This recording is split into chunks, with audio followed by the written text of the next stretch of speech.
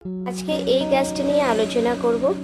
এই গাছটি এত পরিমাণে বেবি প্ল্যান্ট হয়েছে যে এটা একটা ব্যাগের মধ্যে এটা আর আটছে না, তো এর মধ্যে আর ধরছে না। তো আমি এই বেবি প্ল্যান্টগুলোকে আজকে আলাদা করব না, কিন্তু রিপোর্টিং করব। তো চলো এই গাছটা সম্বন্ধে আজকে আলোচনা করে নিই। এই গাছটি একটা স্যাকুলেন্ট প্রজাতির গাছ, আর এটা আমি পারচেস করেছি বহু দূর থেকে, কিন্তু খুবই কম পয়সায়। তো এটা আমি পেয়ে গেছি। এটার নাম হচ্ছে গ্যাস্টেরিয়া, আর একটা নামে ডাকা হয়, সেটা হচ্ছে অক্সটার। এটাকে অক্সটার কেন বলা হয়েছে আমি দেখাচ্ছি। এই যে পাতাটা দেখতে পাচ্ছ, এই পাতাটা একটা জিহ্বার মতো, তাই একে অক্সটাং বলা হয়ে থাকে। এই গাছটি গ্যাস্টেরিয়া কেন হয়েছে? এই গাছটির নাম গ্যাস্টেরিয়া এই কারণেই হয়েছে, এর ফুল হয়, এই যে এখানে ফুল হয়েছিল দেখতে পাচ্ছ, এই যে ফুল হয় এরকম লম্বা সরু ডাটার মতো একটা অংশ বিশেষে ফুল হয়, যেটা পাকস্থলীর মতো দেখতে লাগে, তাই একে গ্যাস্টেরিয়া নামে আখ্যায়িত করা হয়েছে। চলো, এটি একটি স্যাকুলেন্ট প্রজাতির গাছ। চলো এবারে এটাকে রিপোর্টিং করে আমি দেখাই। শীতের সময় এই গ্যাস্টেরিয়া গাছটি কিন্তু ডরমেন্সিতে থাকে, তাই কারণে আমি রিপোর্টিং করতে চাইনি, কিন্তু এর যে শোচনীয় অবস্থা, এর যে ছানাপোনা এতটাই যে এখানে এর মধ্যে আটা মানে এঁটে থাকতে পারছে না, এরকম একটা অবস্থা।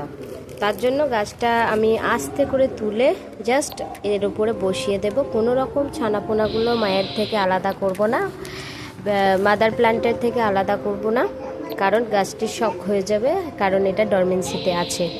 চলো এবারে স্যাকুলেন্টের, যেহেতু এটি স্যাকুলেন্ট প্রজাতির গাছ, তাহলে আমি চলো স্যাকুলেন্টের জন্য আমি এখানে নিয়েছি সিন্ডার, অনেকটা নিয়েছি। আপনারা এই গাছের জন্য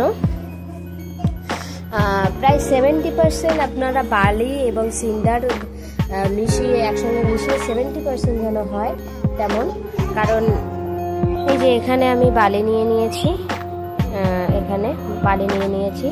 এখানে নিমখোল নিয়েছি আর হাড়কুচি নিয়েছি। এই গাছ যেহেতু ধীরগতির গাছ, তার জন্য আমার তেমন খাদ্য লাগে না। এবারে এটা মিক্সড করে দিচ্ছি এই যে এর মধ্যে।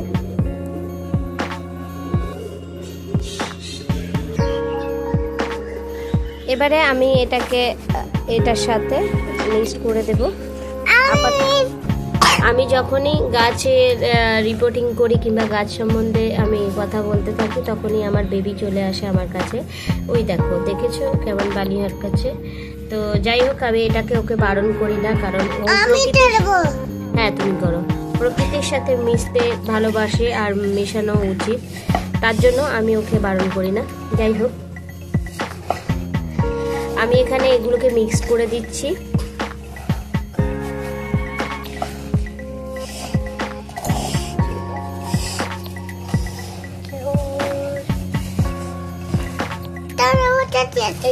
একটু সারের জন্য আমি ভার্মি কম্পোস্ট ইউজ করবো।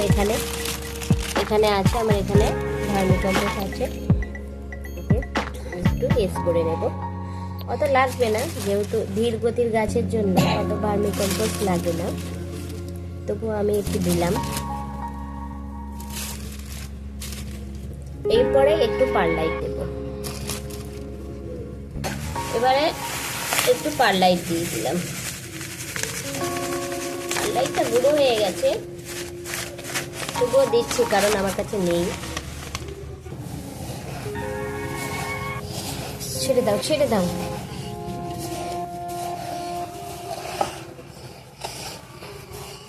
গাছটা যেহেতু শুধুই রিপোর্টিং করব, তার জন্য আমি কোনো রকম মাটি টাটি সরাবো না, জাস্ট এখানে বসিয়ে দেব। মাটিটার এই মাঝখান থেকে এইভাবে একটু করে নেব। এখানে দেখতে পাচ্ছ গাছের এই অবস্থা, একেবারে মানে তেমন নেই কিছুই, বুঝতে পারছ। এই যে আমি এইভাবে এটাকে দিয়ে দেব, বসিয়ে দিলাম। এবার গাছটাকে বসিয়ে দিলাম, কোনো রকম শিকড় টানা হিচড়া না করেই বসিয়ে দিলাম, কারণ এটা ডরমেন্সি পিরিয়ডে রয়েছে। তার জন্য আমি এদেরকে আলাদা করিনি, জাস্ট এদের একটু জায়গা দেওয়ার জন্য রিপোর্টিং করা হলো। আমি এখন জল দেবো না 4-5 দিন। আপনাদের যদি এই গাছ থেকে উপকারিত পান তাহলে আমার চ্যানেলটাকে একটা লাইক করে দেবেন। ধন্যবাদ।